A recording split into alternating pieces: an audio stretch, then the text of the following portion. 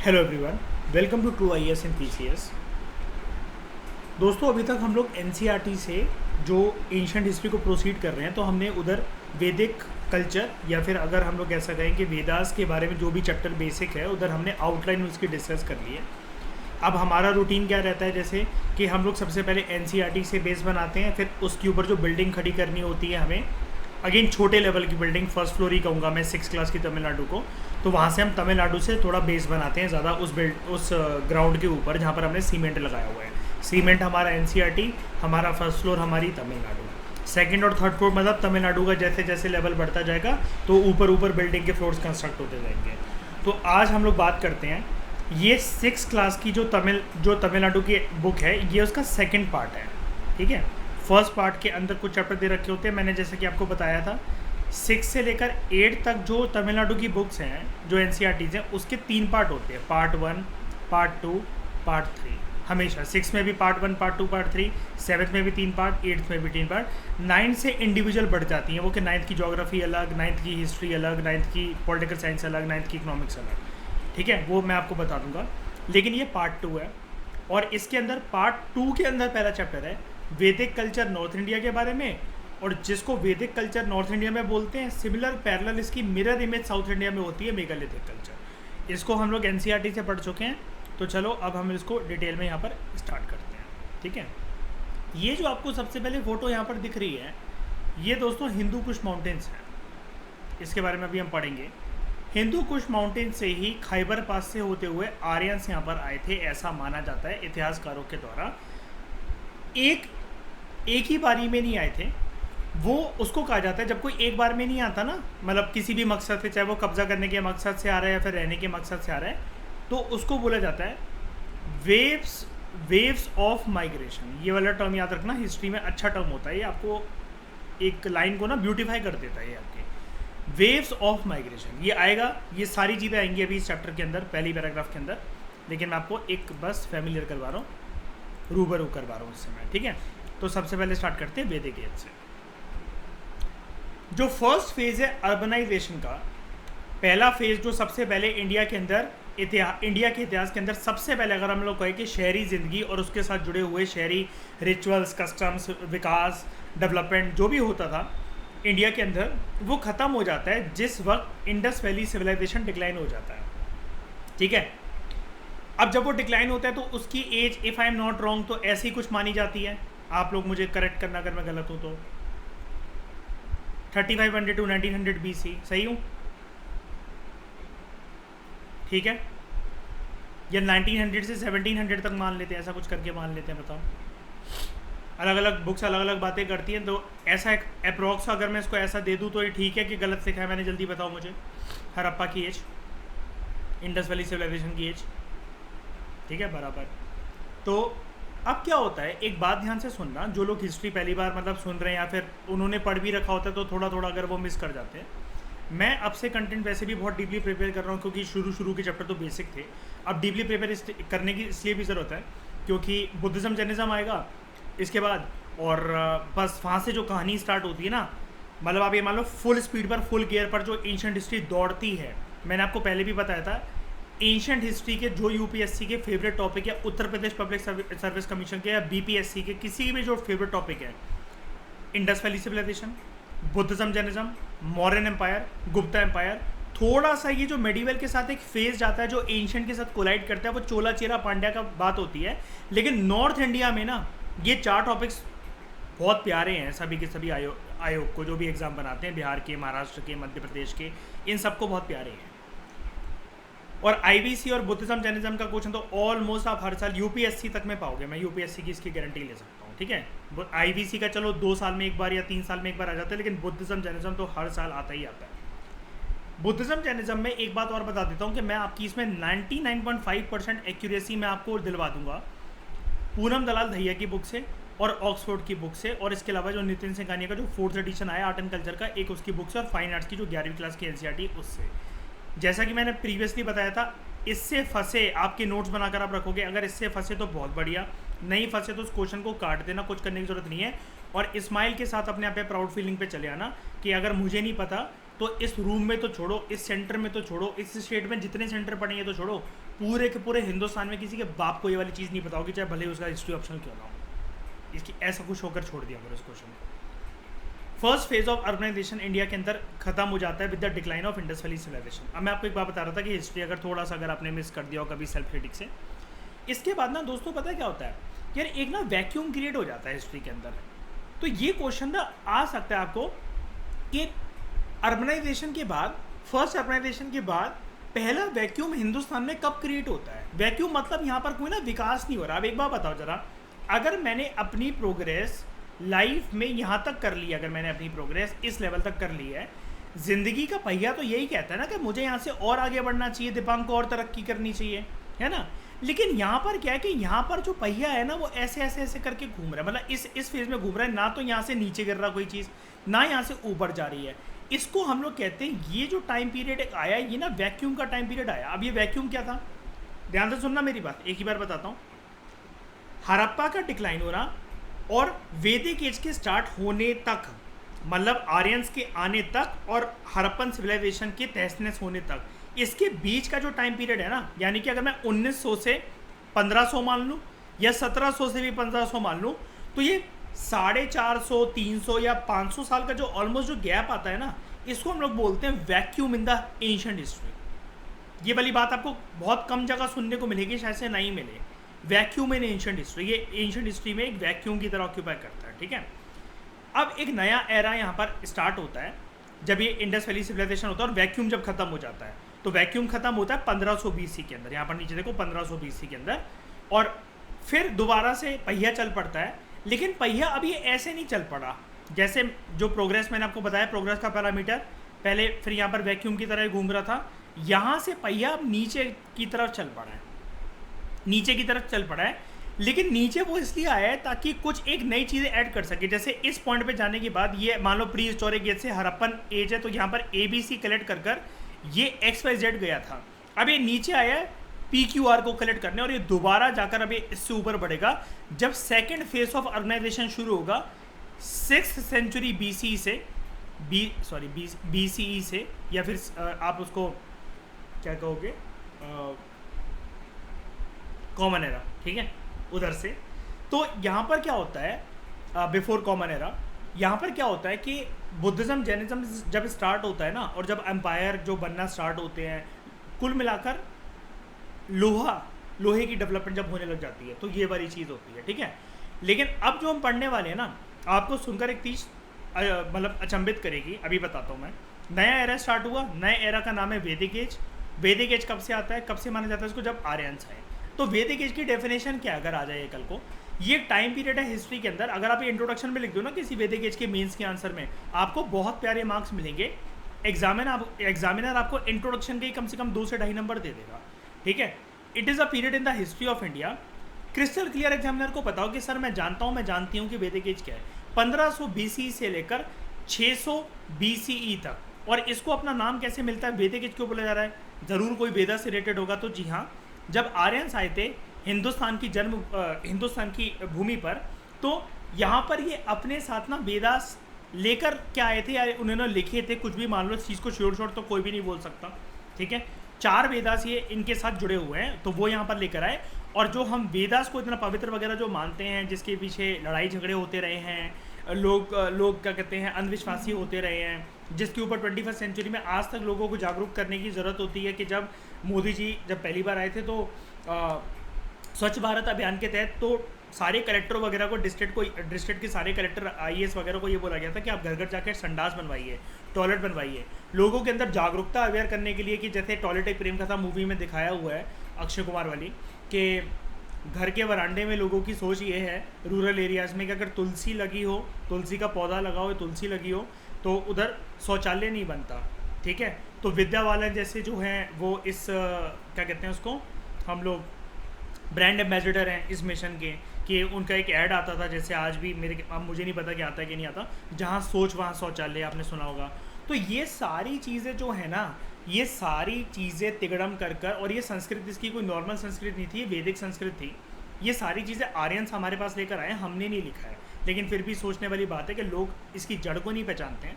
कि बाहर से जब कोई चीज़ यहाँ पर आ रही तो इंडिया में वो कितनी वैलिडेट होकर आई है। और आर्यंस भी कोई अच्छे थोड़ी ना, एक्चुअली नॉर्थ इंडिया हम सारे आर्यवर्ती लोग ही हैं, लेकिन आर्यंस कोई अच्छे थोड़ी ना थे। हम तो पूरा का पूरा इतिहास जानते हैं, हम तो पढ़े लिखे वाली बात करते हैं। ये इंडस वैली सिविलाइजेशन में वो याद होगा आप सभी को, वो डेड लेन वैली कि जहाँ छोटे छोटे बच्चों के कंकाल पड़े हुए थे, उनके सर कटे पड़े हुए थे, डेड बॉडीज़ पड़ी हुई थी उनकी। तो ये तो मतलब मार पीट कर और कब्जा करने के पर्पज से आया ना ये तो यहाँ पर, ये चीज़ है।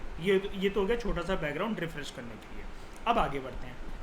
आर्यंस थे कौन, अगर ये क्वेश्चन आ जाए, ठीक है। अब जिसका सोशियोलॉजी ऑप्शनल होता है ना, उससे इंटरव्यू में ऐसे क्वेश्चन पूछे जाते हैं, ठीक है, कि आप नॉर्थ इंडियन हो तो जनरली ऐसा कहा जाता है सोशियोलॉजिस्ट एंड एंथ्रोपोलॉजिस्ट के द्वारा। इवन जिसका एंथ्रोपोलॉजी ऑप्शनल है उससे भी पूछा जा सकता है। तो हमको जनरली हिस्ट्री में आर्यंस बताया जाता है। तो आर्यन कौन होते हैं, तो ये जिसका एंथ्रो ऑप्शनल है या सोशियो ऑप्शनल है सोशियोलॉजी, मैंने इन दो ऑप्शनल को भी पढ़ रखा है। तो एक पर्टिकुलर टाइम पर जब मैं ऑप्शंस अपने डिसाइड कर रहा था तो मैंने पब एड को पढ़ रखा है पूरा का पूरा, हिस्ट्री को पढ़ रखा है, PSIR को पढ़ रखा है, ज्योग्राफी को पढ़ रखा है, और साइकोलॉजी को पढ़ रखा है मैंने, थोड़ा सा फिलोसफी को पढ़ रखा है मैंने एंथ्रो को पूरा पढ़ रखा है, और मैंने सोशियोलॉजी को भी पूरा पढ़ रखा है ऑप्शनल्स। तो who were the Aryans? Aryans ना इंडो आर्यन लैंग्वेज स्पीकिंग लोग होते हैं, इंडो आर्यन लैंग्वेज स्पीकिंग लोग, इनको हम लोग सेमी नोमैटिक पेस्टोरलिस्ट कहते हैं, ठीक है। अब सेमी नोमैटिक क्यों? यानी कि पूरी तरीके से घुमंतु नहीं थे, पूरी तरीके से घुमंतु नहीं थे, पूरी तरीके से पेस्टोरल लोग नहीं थे कि अपने गाय भैंस भेड़ बकरियों के साथ एक जगह से दूसरी जगह, दूसरी से तीसरी जगह। सेमी आप कहोगे फिर ये सेमी क्या मतलब क्या है? सेमी का मतलब ये है, देखो अगर जो पर्सन नोमैड या पेस्टोरलिस्ट है ना, अगर वो एक जगह पर सिर्फ 50 साल रुकते हैं, 50 तो बहुत बोल दिया मैंने, ज़्यादा ही बोल दिया, 5 साल अगर वो रुकते हैं, 5 साल अगर वो रुकते हैं, तो अगर कोई सेमी नोमैटिक है ना, तो यानी कि वो पूरी तरीके से घुमंतु और चरवाहक नहीं है, अपने गाय भैंस भेड़ बकरी को चरवाने इधर से उधर लेकर नहीं जाता इतना ज़्यादा। तो ये जो सेमी नोमैटिक, अगर मैं इसका आगे सेमी वर्ड जोड़ दूँ ना, तो ये कम से कम यहाँ पर 15 साल रुकेंगे, यानी कि थोड़ा सा सेटल्ड ज़िंदगी बिताना पसंद करते हैं। लेकिन आपके दिमाग में डाउट ये आया होगा कि सर आप जब हड़प्पा वरप्पा से अभी जब आप पढ़ाकर लौटे हो और इस चैप्टर तक आए हो, तो आपने तो ये बता दिया था बहुत टाइम पहले, ये डिबेट हमारी ख़त्म हो गई थी प्री हिस्ट्री में कि लोग सेटल्ड लाइफ बिताने लग गए, वो एग्रीकल्चरिस्ट बन गए, और अब वो तो टाउन सिटीज़ वगैरह बनाने लग गए थे। तो ये डिबेट आप फिर से क्यों ले आए हो यहाँ पर नोमैटिक और सेमी पेस्टोरलिस्ट की? अगर वो भारत ही आ रहे हैं तो भारत के अंदर खेती बाड़ी वगैरह ही आ रहे हैं और ये लिखना जानते हैं अगर वेदास को, तो इतना तो पता होगा इनको। तो ये सेमी नोमैटिक कैसे बन गए? तो देखो यही इसमें अंदर ट्रिक है। ये वैक्यूम आने के बाद ना, जैसे जब आप किसी चीज़ की रिवीजन नहीं करो तो आपको फिर से शुरू से स्टार्ट करना पड़ता है वो चैप्टर वो सब्जेक्ट। आपकी यूपीएससी की प्रिपरेशन में भगवान ना करे, मान लो किसी की ज़िंदगी में कुछ हो, बाधा हो गई है, उसकी शादी हो गई, कुछ भी है मतलब है, और यूपीएससी में उसको 2-2.5 साल का गैप मिल गया अगर जैसे, अब आप क्या एक्सपेक्ट करते हो? क्या उसे लक्ष्मीकांत का चैप्टर या एनसीईआरटी के इतनी एनालिसिस जो उसने नोट्स प्रिपेयर कर रखे होंगे क्या उसको याद आ जाएंगे? बिल्कुल नहीं, उसको अपनी 0 लेवल से प्रिपरेशन दोबारा स्टार्ट करनी पड़ेगी। तो यहाँ पर ये क्या हुआ कि जो 500 साल का, अब इसका महत्व समझो जो मैंने इंपॉर्टेंस आपको बताई, जो 500 साल का जो वैक्यूम आ गया ना, वैक्यूम, इसकी वजह से क्या हुआ, हमारा जो हिंदुस्तान सब कॉन्टिनेंट जो था ये ऊपर ऐसे ऐसे बढ़ता जा रहा था, और यहाँ पर फर्स्ट अर्बनाइजेशन का जो फेज था यहाँ से स्टार्ट हो गया था, जिसको हम लोग इंडस वैली सिविलाइजेशन के नाम से भी बोलते हैं या फिर हड़प्पन सिविलाइजेशन के नाम से बोलते हैं। यहाँ पर ये 300, 400, 500 साल का वैक्यूम आने के बाद ना ये लेवल गिर पड़ा, और बेसिक लेवल से फिर से यहाँ पे उतरकर लोगों ने अपना फाउंडेशन बिल्ड करा। फाउंडेशन किसका? जिंदगी की चुनौतियाँ, जिंदगी जीने का गुजारा करना, जिंदगी निर्वाह करना। इसके बाद ये यहाँ से रॉकेट बन के दोबारा ऊपर जाएगा, और यहाँ पर ये सेकेंड फेज ऑफ अर्बनाइजेशन होगा। तो यानी कि इंडस वैली सिविलाइजेशन से लेकर वैदिक एज का टाइम पीरियड जो था, प्रॉपर वो स्टॉक मार्केट की तरह था कि एक बार स्टॉक ने हाई लगाया, फिर वो लो लगाया, और दोबारा वो डिमांड जोन थे होते हुए फिर ये ऊपर की तरफ जाएगा, सेम स्ट्रक्चर। तो ये कहाँ से आए? ये सेंट्रल एशिया से आते हैं। अगर आपसे कोई पूछे आर्यंस आते कहाँ से हैं? सेंट्रल, अच्छा लैंग्वेज याद रखना है इनकी, जिनका एंथ्रो सोशियो ऑप्शनल है, इंडो आर्यन लैंग्वेज ये बोलते थे, ठीक है ये चीज़। और ऐसे क्वेश्चन एसएससी में और यूपी और एमपी के एग्जाम में आ सकते हैं, इवन बीपीएससी में आ सकते हैं कि लैंग्वेज कौन सी बोलते थे ये, ठीक है। सेंट्रल एशिया से आते हैं। सेंट्रल एशिया आप जानते होंगे ना, ये कंट्रीज़ जैसे Kazakhstan, Uzbekistan, Tajikistan, Azerbaijan, Turkmenistan, Kyrgyzstan, ये वाली कंट्रीज से आते हैं। अब मैंने ऊपर क्या बताया जब चैप्टर स्टार्ट हुआ था, एक बार में नहीं चले आते हैं, they came in several waves of migration. एक जैसे कुछ लोग आ गए, 5 साल पहले, फिर 7 साल बाद कुछ लोग आ रहे हैं, फिर 11 साल बाद कुछ लोग आ रहे हैं, फिर 3 महीने बाद भी कुछ लोग आ रहे हैं, फिर 6 महीने बाद भी कुछ लोग आ रहे हैं, ऐसे। ठीक है, कहाँ से आए ये? हिंदू कुछ माउंटेन्स में एक जगह होती है खैबर पास, ये वहाँ से आए। और ये फ़ोटो इसके लिए इंसाफ करती है। That is why I like Tamil Nadu books the most. Her cheese picture के साथ आंखों में फीड कर देता है, तो कल को एग्जाम में कुछ भूल रहे हो तो पिक्चर के थ्रू पूरी कहानी याद आ जाती है। ठीक है, इनका मेन ऑक्यूपेशन क्या था अगर आपसे कोई एग्जाम पूछे? कैटल रेयरिंग इनका मेन ऑक्यूपेशन था, ये वाली बात याद रखना। सेकंड बेस्ट ऑक्यूपेशन इनका था स्लैश एंड बर्न एग्रीकल्चर, जिसको जूम कल्टीवेशन भी बोलते हैं। क्या होता है ये? तो यहाँ से आपका ज्योग्राफी की डेफिनेशन कवर हो जाएगी आपकी।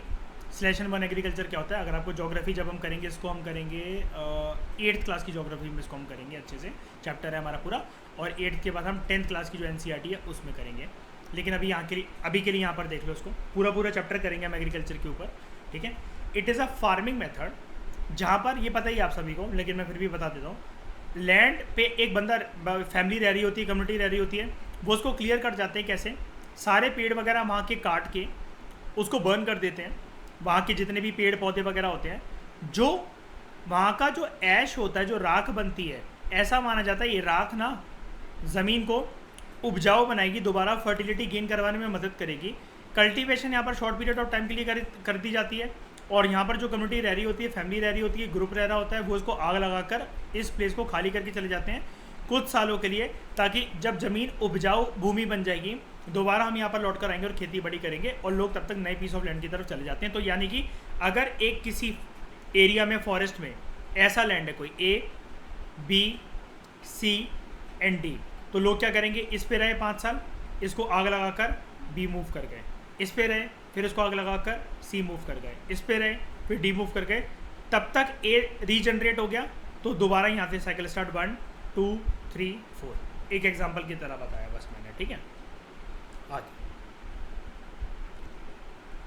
अर्ली वैदिक पीरियड जो था ना, वो यहीं से स्टार्ट होता है। वो यहीं से स्टार्ट होता है जहाँ पर इंडस वैली सिविलाइजेशन जो एरिया था, पूरा का पूरा नहीं कहूँगा मैं, लेकिन यहीं से स्टार्ट होता है। अब ये डायग्राम ना मुझे बहुत अच्छा लगता है। क्यों? ये एक ऐसी बात कर देता है जो कि आज तक मैंने कभी किसी बुक में देखी नहीं है, लेकिन मैंने इसका टेस्ट सीरीज़ में आई डोंट नो कि इनसाइट्स में देखा, कहाँ देखा, मैंने क्वेश्चन देख रखा है इसका, कि अगर आपसे कोई पूछे, वैदिक पीरियड तो सबको पता है, अभी हम ऊपर कर आ गए 1500 से लेकर 600 BC तक, लेकिन वैदिक पीरियड भी ना 2 भागों में डिवाइड होता है। कहाँ गया ये 2 पार्ट? ये अर्ली वैदिक पीरियड 1500 से लेकर 1000 BC तक, 1500 से लेकर 1000 BC तक, और लेटर वैदिक पीरियड 1000 से लेकर 600 तक। तो ये फर्दर क्लासिफिकेशन हो गई। अभी तक आपने ऊपर यही जाना था मोटा मोटी 1500 से लेकर 600 तक, तो ये इसमें भी फर्दर क्लासिफिकेशन क्या है? अर्ली वैदिक पीरियड ये है और लेटर वैदिक पीरियड ये है। दोनों के अंदर सामाजिक, आर्थिक, राजनीतिक बड़े सारे परिवर्तन आए थे, जिसको हम जानेंगे बहुत अच्छे तरीके से। लेकिन ऊपर वाला डायग्राम, जैसा कि मैंने आपको कहा, ये बहुत गहराई में एक बात बोल कर जाता है। अर्ली वैदिक पीरियड की तरफ देखो, यहाँ पर अगर आपको पूछ लिया जाए कि कौन कौन से एरिया जो है वो कवर्ड है, यहाँ पर एंशिएंट हिस्ट्री में कौन कौन से इंपॉर्टेंट एरियाज कवर होते हैं, क्या अर्ली वैदिक पीरियड पुराना जो हड़प्पा का जो एरिया था उसको कवर करता है? जी हाँ, हड़प्पा इसका पार्ट है, पुराना तक्षशिला इसका पार्ट है, और बिल्कुल हरियाणा के पास कुरुक्षेत्र के बॉर्डर पर बिल्कुल उसको भी काइंड ऑफ उसकी जोन को टच करता है, उसकी बाउंड्री को टच करता है। लेटर वैदिक पीरियड की बात करें तो यहाँ पर आर्यंस माइग्रेट कर गए थे ईस्टवर्ड, ऐसे एरो याद रखना, जब हम आगे पढ़ेंगे आर्यंस इस तरफ माइग्रेट करके गए थे। ठीक है, तो यहाँ पर क्या क्या बनता है? इंद्रप्रस्थ, अयोध्या और कोसाल किंगडम। नदियाँ कौन कौन सी? यमुना एंड गंगा। ये चीज़ याद रखना, मतलब ये आपको ये बता रहा है कि इनका टेरिटोरियल एक्सटेंट कहाँ तक फैला हुआ था। अब ये सवाल आएंगे क्या तक्षशिला और ये क्या कवर्ड थे, वो थे ऐसे, तो उसमें बहुत छोटी छोटी चीज़ें होंगी? नहीं, ये सवाल नहीं आएगा। डायग्राम प्यारा लगने की जो मैं बात बता रहा था, ये सवाल आएगा। वैदिक कल्चर के ऊपर वैसे भी बहुत कम क्वेश्चन आते हैं, लेकिन मेंस में अगर सिर्फ 10 या 15 नंबर का भी आ जाए तो इसका मतलब डिसाइडिंग फैक्टर बन जाएगा आपके जीवन में कि आप उस साल IPS बनोगे, IFS बनोगे, IAS बनोगे। तब आप अगर सारे लोगों को पता होगा, देखो जो कोई भी पढ़कर जा रहा है अच्छे से, इतना लेवल हर कोई लिख लेगा कि वैदिक पीरियड में क्या हुआ था, औरतों की स्थिति कब बिगड़ी, पहले औरतों के पास कितनी लिबर्टी थी, ये हर कोई लिख कर आ जाएगा। जिसके पास सोशियो ऑप्शनल है वो भी लिख लेगा, एंथ्रो ऑप्शनल है वो भी लिख लेगा, हिस्ट्री ऑप्शनल वाला भी लिख लेगा, और हम जैसे जीएस वाले भी नॉर्मल लोग लिख लेंगे। लेकिन ये डायग्राम जो है ना, ये आपको 3 से 4 नंबर एक्स्ट्रा दिलवा देगा ये वाला, अगर आप इतना मार्क करके आ जाओ, पेंसिल से इतना ये बनाकर आ जाओ, एक ऐसा और एक ये ऐसा वाला। तो आप यहाँ पर अपने ऐसे एक बॉक्स बनाकर आओ उस पर कि ये जो मैंने लिख रखा है ये लेटर वैदिक पीरियड है, और जिसको मैंने ऐसे ऐसे कर रखा है वो मतलब अर्ली वैदिक पीरियड है, और ये लेटर वैदिक पीरियड है। ऐसे करके पेंसिल से डायग्राम बनते हैं। ओके, तो ये डायग्राम आप सीख लो बनाना एक बारी। इंडिया का वैसे भी मैप तो आपको पता ही होना चाहिए। इंडिया का मैप अगर नहीं आता बनाना तो वैसे भी आपका सिलेक्शन नहीं होएगा, चाहे जितने मर्जी मेंस लिख लेना किसी भी एग्ज़ाम के। वो इसलिए क्योंकि कभी कोई आंसर पूछता नहीं है किसी आयोग में, किसी भी ऐसा स्टेट बीएससी या यूपीएससी के इंडिया का मैप बनाकर इस चीज़ को प्रूव करो। ये हमारी जिम्मेदारी होती है। एग्जामिनर हमसे एक्सपेक्ट करता है कि हम बनाकर आएँ उसको एक अच्छे तरीके से और उसको लेबल करके आएँ। इंटरनल सिक्योरिटी की समस्या दिखाएं हम वहाँ पर, जोग्राफी में रिसोर्सेज दिखाएं, सोसाइटी में ट्राइब्स दिखाएं, पॉलिटी में विधानसभा और ये वो दिखाएं कि स्पेशल कैटेगरी के स्टेट्स कौन कौन से हैं। आईआर में दिखाएं हम लोग वर्ल्ड मैप वगैरह बनाकर, इंडिया की बाउंड्रीज वगैरह, सार्क वगैरह के क्वेश्चंस आ जाए, आसियान के क्वेश्चंस आ जाएं। ठीक है, तो इंडिया का मैप वैसे भी नहीं बनाओगे अगर वो करके तो भूल जाओ, मेंस लिख लोगे लेकिन ज़िंदगी भर कभी ये समझ में नहीं आएगा कि इंटरव्यू की कॉलेज में नाम क्यों नहीं आ रहा।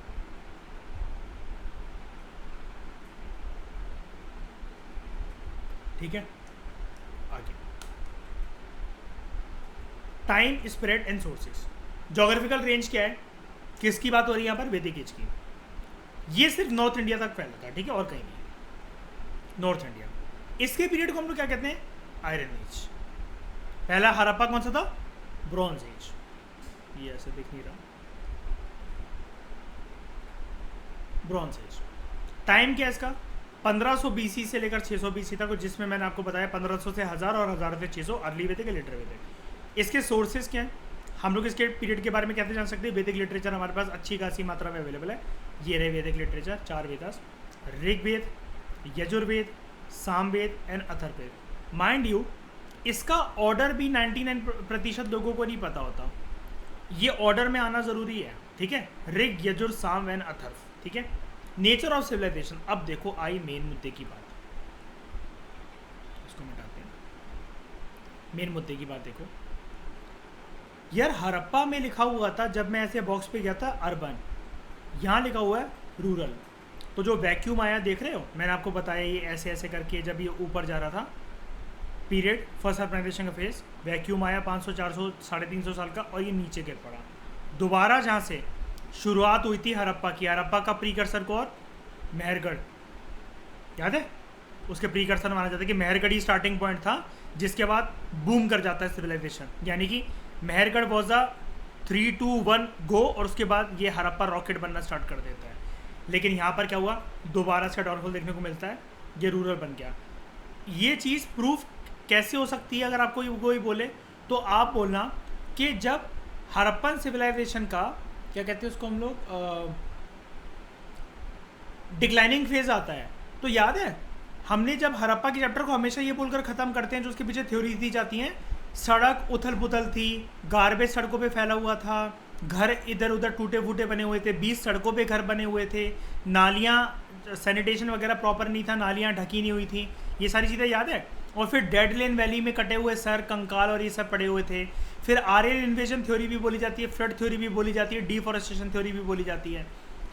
ये सारी चीज़ें जो थी इस बात का इशारा करते हैं कि भैया ये जो इंडस वैली सिविलाइजेशन में इतना जो बिजनेस और जो पूरा का पूरा जो सिविलाइजेशन थी, परंपरा थी, जो फल फूल रही थी, ये फट गई है, ये ब्लास्ट हो गई है, इसके अंदर बबल क्रिएट हो गया है। जैसे इकोनॉमी भी जब हाईएस्ट पॉइंट पे पहुंच जाती है ना, तो कहते हैं कि बबल क्रिएट हो गया है, अब ये फटेगा और इकोनॉमी गिरेगी।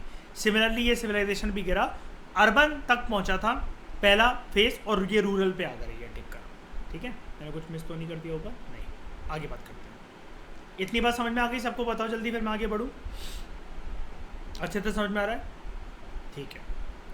Aryans and their home in India. अगर आपको कोई पूछे कि आर्यन जब सबसे पहले आए, ये भी बात आपको बहुत कम जगह पर मिलेगी, एनसीईआरटी में तो ना के बराबर ही है ये। तो अगर आपसे कोई पूछे, अब आप कहोगे इंडिया आ गए थे हिंदू कुश से, खैबर पास से, ठीक है भाई, तो क्या कहाँ आ गए थे, कहाँ रह रहे थे, गंगा नदी के अंदर रह रहे थे, इंडस पे रह रहे थे, कश्मीर में रह रहे थे, यूपी में रह रहे थे, एमपी में रह रहे थे, कहाँ गए वो, आने के बाद सेटल तो हुए होंगे ना कहीं। तो जो ऋग वैदिक पीरियड के आर्यंस थे, देखना किसकी बात कर रहा है ये। यहाँ से क्वेश्चन ये भी निकल सकता है कि अर्ली वैदिक पीरियड के आर्यंस या फिर अर्ली आर्यंस।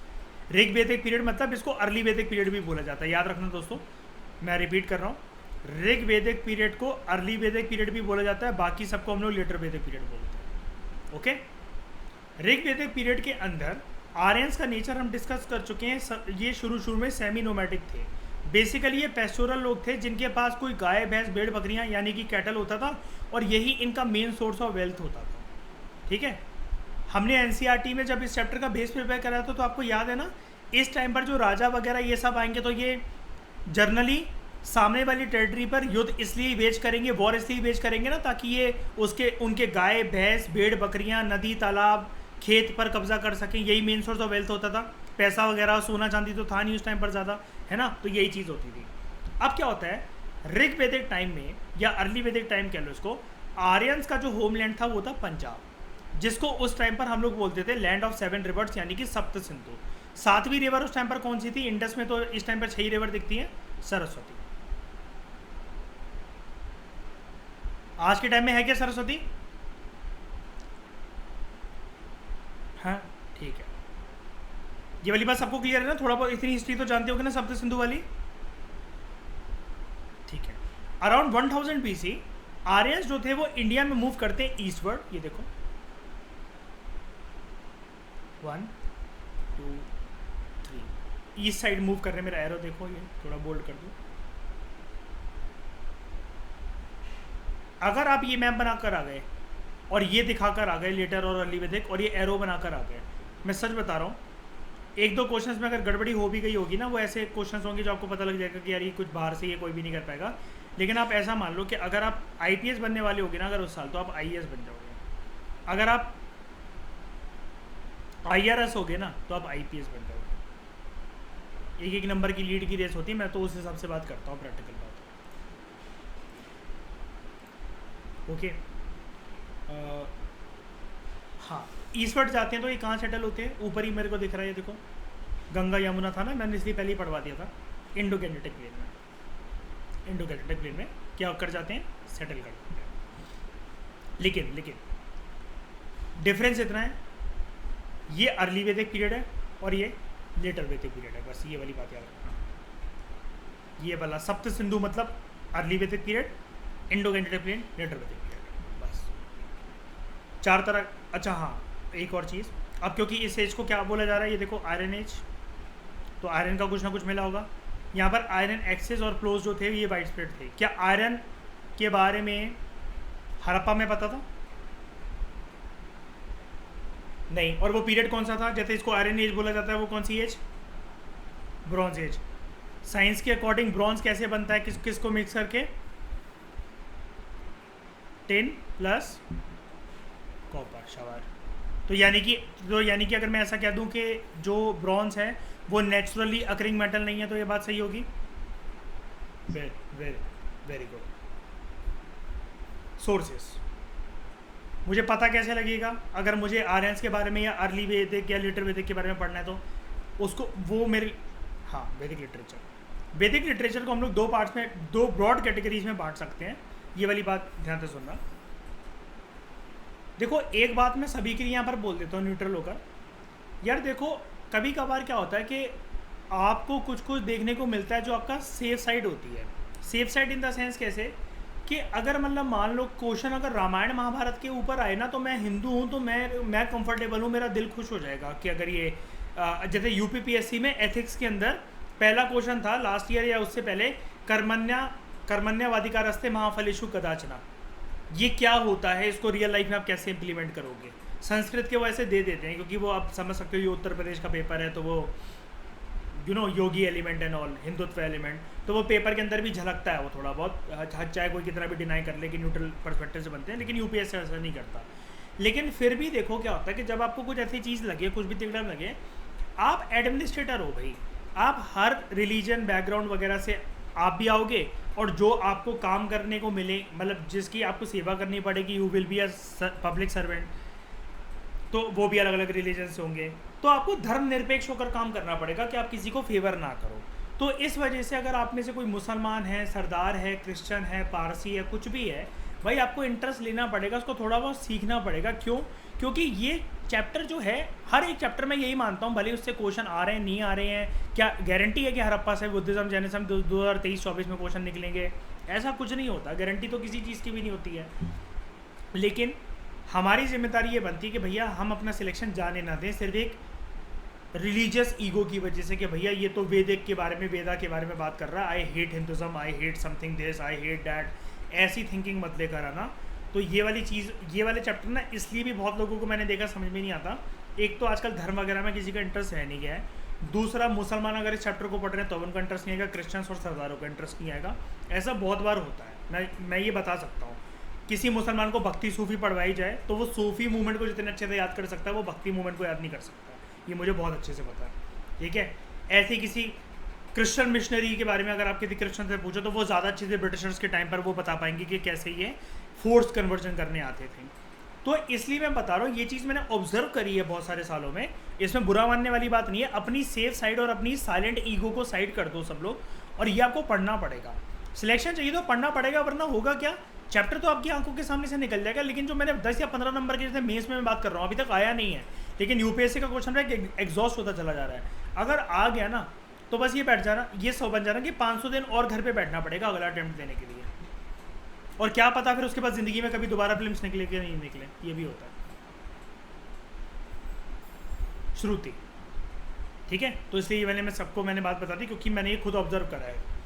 ये वाली चीज़ लोग मतलब थोड़ा सा ना पता नहीं क्या हो जाता है उनको ऐसे चैप्टर पढ़ते हुए। भाई हम थोड़ी ना लिख रहे हैं, हम तो जो दे रखा डिस्कस कर रहे हैं, तो अच्छी चीज़ें निकाल रहे हैं। इसमें कोई वो थोड़ी ना लिख रखा है, हिंदू मुसलमान की लड़ाइयाँ थोड़ी लिख रखी हैं इसके अंदर, ठीक है। हमें तो वैसे भी न्यूट्रल होकर बात करनी होती है। Shruti, Vedic literature can be classified into 2 broad category, Shruti और स्मृति। एक श्रुति है और एक है ये रहा स्मृति। थोड़ा सा बोल्ड कर। अब श्रुति जो है, श्रुति के अंदर 4 वेदास हैं, ऋग्वेद, यजुर्वेद, सामवेद एंड अथर्ववेद। इसके अलावा 4 ब्राह्मणास हैं। अब एक बात मैं आपको बता देता हूँ, देखो एंशिएंट हिस्ट्री पढ़ते हुए ना कई लोगों को अक्सर ये डाउट रहता है, आज मैं डाउट क्लियर कर देता हूँ। वो पता शर्मिंदगी के बारे शायद से उनको और लगता है, वो पूछते नहीं है कि सर ये ब्राह्मणास कौन है, कि अगर मैं दुबे, मिश्रा या शर्मा हूँ तो मैं भी तो ये ब्राह्मण हूँ। तो यही तो लिखते हैं हम लोग ऐसे ब्राह्मण में। देखो बिल्कुल सही बात है, स्पेलिंग भी बिल्कुल ठीक लिखी हुई है, लेकिन मैं इसमें आज क्रिस्टल क्लियर आपको फ़र्क बता देता हूँ। अगर आपसे पूछ लिया जाए किसी इंटरव्यू में, देखो हम जो होते हैं ना मिश्रा, शर्मा वगैरह, ये जो वर्णा सिस्टम के अकॉर्डिंग जो होता है, ये ब्राह्मण्स होते हैं, ब्राह्मण्स।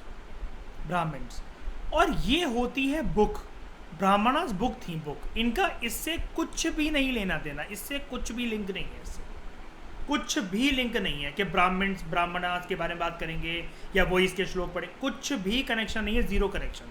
सर पैर ही मैच नहीं करता है इन दोनों चीज़ों का। ये एक वर्णा होते हैं और ये एक किताब। ये कई लोगों को पता नहीं रहता, मैंने इसलिए क्लियर कर दिया, ठीक है। ब्राह्मणास, अरण्यकास, ये भी किताब है, और उपनिषद। इनको, श्रुति को ना ध्यान से सुनना, डिफरेंस बताऊंगा श्रुति और स्मृति के बीच में, ध्यान से सुनना। इनको हम लोग पवित्र मानते हैं, भगवान के वचन मानते हैं, इसलिए एटर्नल मानते हैं। और भगवान के वचन है तो इस पर बोला जाता है सवाल जवाब किंतु परंतु इस पर बर्दाश्त नहीं किया जाएगा। धर्म के मामले में सवाल जवाब नहीं करते हैं, जैसा कि आपने टॉयलेट एक प्रेम कथा के अंदर देखा होगा, या फिर पीके मूवी के अंदर देखा होगा, जब उसका पर्स गिर जाता है उसके मंदिर के उसके अंदर, तो वो पुजारी कहता है धर्म के मामले में सवाल जवाब नहीं करते। श्रुति जो होता है, श्रुति ये जो सारे के सारे टेक्स्ट हैं, यानी कि वेदा हैं, ब्राह्मणास हैं, अरण्यकास हैं, उपनिषद हैं, इनको ना सिर्फ सुना जाता था, ये लिखे नहीं जाते थे। तो फिर आप कहोगे कि मुझे कैसे, अगर मैं सीख गया हूँ इनमें से किसी अरण्यकास या मैं ऋग्वेद को सीख गया हूँ, मैं अपने बच्चों को कैसे तालीम दूंगा इसकी, मैं उनको कैसे सिखाऊँ। ओरली जनरेशन बाय जनरेशन ये ट्रांसफ़र करे जाते थे। एनसीईआरटी में एक लाइन आई थी, अगर आपको याद है, जो गुरु था, आश्रम की जो परंपरा थी, वो crystal clear word by word अच्छे से टेक्स्ट बाय टेक्स्ट बच्चों को पढ़ना सिखाता था। याद है, हमने पढ़ा था एनसीईआरटी में, अभी जब हमने इस वैदिक चैप्टर को करा था एनसीईआरटी से, है ना, कि वो सिखाते थे उसको। और वो कि इसमें कोई भी मतलब वो नहीं होना चाहिए, आपकी ज़बान नहीं लड़खड़ानी चाहिए, और फिर मैंने हनुमान चालीसा का शुरू का दोहा पढ़कर भी सुनाया था कि आपके वचन क्लियर होने चाहिए। और मैंने उसमें ये वाली बात भी आपको बताई थी, अगर आपको याद हो, कि पूजा पाठ का कई लोगों को प्रताप इसलिए भी नहीं मिल पाता, उनको सुख चैन इसलिए भी नहीं मिल पाता, क्या कहते हैं उसको, प्रोनाउंसिएशन गलत कर देते हैं वो, कभी कभार शब्द खिसक जाते हैं उनके। इसलिए जल्दी जल्दी कभी भी नमाज या पूजा पाठ करने का या गुरुद्वारे में पूर्णिया पढ़ने का कोई मतलब नहीं है। आराम आराम से, जब शब्द ही ईश्वर कोई शब्द समझ में नहीं आ रहा तो वो तुम्हें देगा क्या। श्रुति मीन्स लिसनिंग और अनरिटन वंस, जिनको ट्रांसमिट करा जाता था ओरली थ्रू जनरेशंस। अब यहाँ से पता है क्वेश्चन क्या बन सकता है, थोड़ा सा अपना माइंड का पर्सपेक्टिव ब्रॉड करो थोड़ा सा। अब जो मैं बताऊंगा, अगर आपको कल को क्वेश्चन आए वेदास, ब्रह्मणास, अरण्यकास और उपनिषद्स, इनमें से किसको ओरली ट्रांसफर करा जाता था, तो आपका आंसर होना चाहिए all of the above, all of the above. इन चारों को, 1 को भी, 2 को भी, 3 को भी, 4 को भी, यहाँ से ये बन सकता है। अभी तो आप क्योंकि यहाँ पर सिर्फ श्रुति पढ़ रहे हो ना, तो क्योंकि अगर ये मिक्स कर आ गया, जैसे ये देखो स्मृति के इतने सारे और ये अगर कुछ मिक्स कर आ गया तो आप ये याद रखना कि ये सारे के सारे ओरली ट्रांसफ़र करे जाते थे जनरेशन बाई जनरेशन, ये सारे के सारे। फिर बात करते हैं स्मृति की। क्या वेदा भूल रहे हो प्रिया आप? हमने पढ़ा था वेदा बहुत साल बाद लिखे हैं, बहुत साल बाद कंपाइल करे गए हैं, अभी और रिसेंटली कंपाइल हुए हैं कुछ साल पहले, मतलब रिसेंटली इन द सेंस कि चलो ठीक है मानता हूँ 500,000, लेकिन शुरू में नहीं, शुरू में ओरली ट्रांसमिट करे गए थे। हमने एनसीईआरटी में कृष्ण के लिए लाइन पढ़वाई थी मैंने, ये वाली है इसी चैप्टर में, है ना। प्रिया काजू बादाम खाओ, मेमोरी बढ़ाओ। Smriti, it is a body of text containing teachings on religion. Religion के बारे में टीचिंग है, ऊपर भी रिलीजन के बारे में टीचिंग थी। इनके पार्ट क्या क्या होते हैं, ये किस किस प्रकार के होते हैं। एक होते हैं इतिहास। इतिहास कैसे, क्या चंद्रगुप्त मौर्य की कहानी या फिर ये हड़प्पा में कोई आदमी था उसकी कहानी, नहीं, अभी बताता हूँ कौन से इतिहास। पुराण, पुराण हमारे घरों में होती है, जब कोई बच्चा पैदा हो जाता है तब रखवा सकते हो आप, या फिर क्या कहते हैं सावन के सोमवार जब चल रहे होते हैं उन महीने रखवा सकते हो।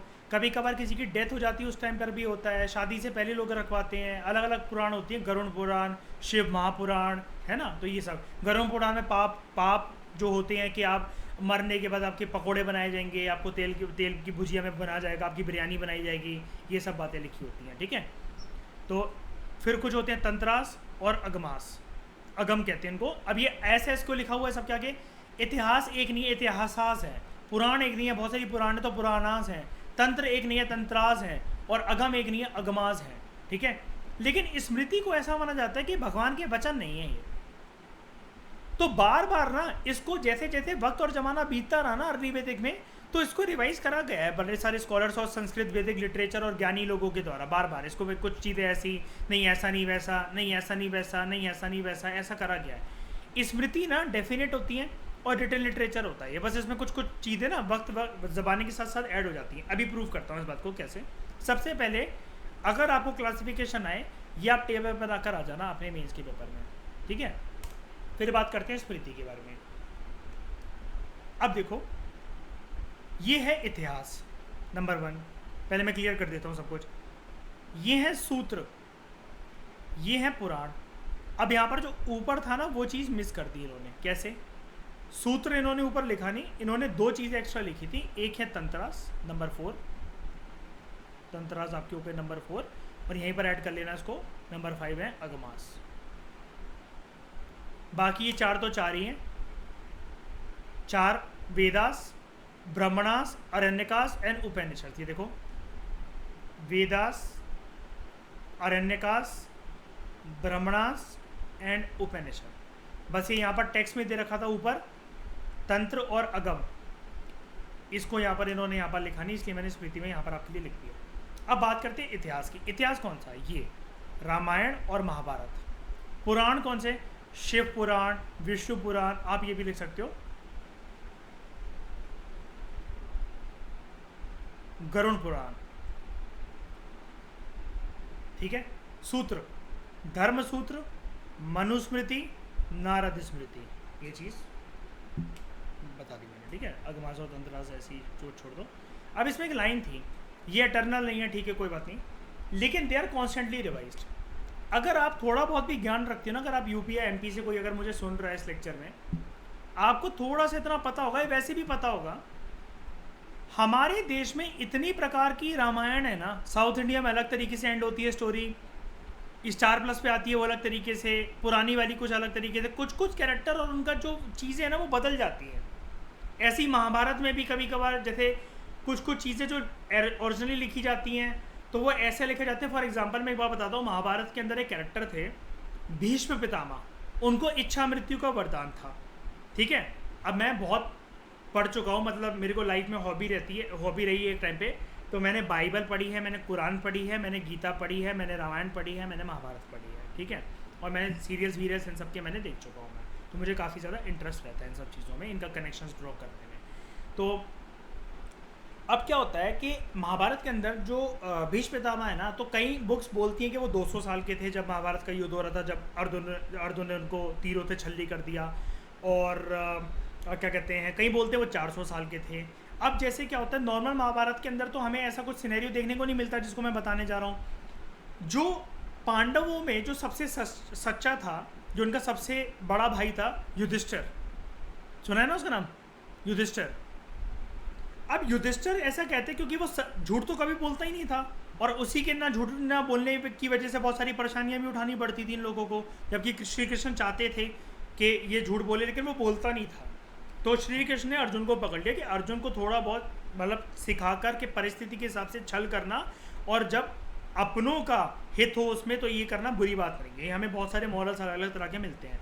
तो एक महाभारत है जो कि मैंने पढ़ी थी, पता नहीं वो कहाँ की महाभारत है, उसमें ये बताया जाता है कि पूरी महाभारत के युद्ध के टाइम में युधिष्ठिर के जो रथ का पहिया था ना वो ज़मीन से 1 इंच ऊपर था, 1 इंच ऊपर। और महाभारत में जितने भी रथ आए, चाहे वो भीष्म पितामह का रथ था, कर्ण का रथ था, इवन श्री कृष्ण जिसको चला रहे थे अर्जुन का रथ, वो भी ज़मीन के 1 फुट ऊपर नहीं था। यानी कि युधिष्ठिर का रथ ना पूरे महाभारत के टाइम पे हवा में उड़ता रहा है 1 इंच ऊपर ज़मीन से, उसने कभी भी टच नहीं करा। क्यों? उसका जो सच था ना, ईश्वर ने उसके रथ को हमेशा उठा कर रखा है।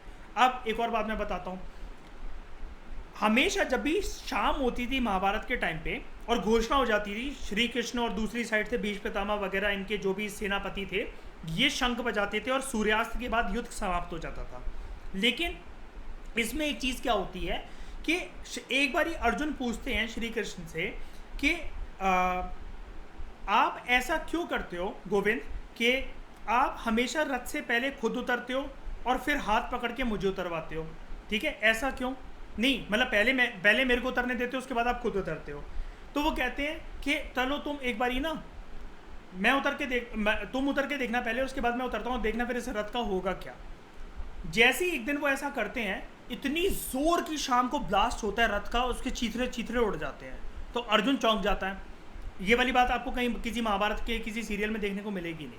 तो श्री कृष्ण ये कहते हैं कि इस रथ को जो ऊपर से सपोर्ट दे रहे हैं ना, जिसने टिका के रखा हुआ है, वो बजरंगबली है, हनुमान जी हैं। वो अगर वो पूरा अपना बाजुओं का दम जो है ना वो उस पर लगाकर बैठे होते हैं, वो पूरे दिन जब जितने तुम युद्ध कर रहे होते हो। तो एक बारी ना श्री कृष्ण तारीफ करते हैं कि यहाँ से जो अर्जुन था वो तीर मारता था, वहाँ से कर्ण तीर मारता था। जब अर्जुन तीर मारे तो कर्ण का रथ ना कम से कम 20 फुट पीछे चला जाता था, और वहाँ से कर्ण तीर मारे तो अर्जुन का रथ क्या कहते हैं वो 5 फीट ही वो जाता था।